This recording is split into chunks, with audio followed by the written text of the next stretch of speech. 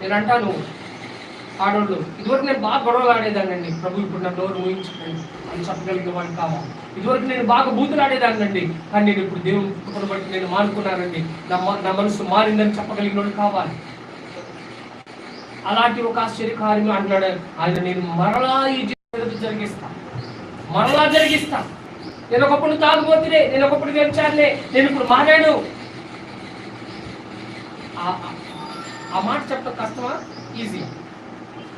కష్టమా? కష్టమే, చాలా కష్టం. మందు తాగి కొన్ని సంవత్సరాల పాటు తాగిన బలవంతంగా తీసుకొచ్చి చర్చిలో కూర్చోబెట్టిన తర్వాత నేను ఇదివరకు తాగే ఉన్నప్పుడు మానేశానని చెప్పడం చాలా కష్టం.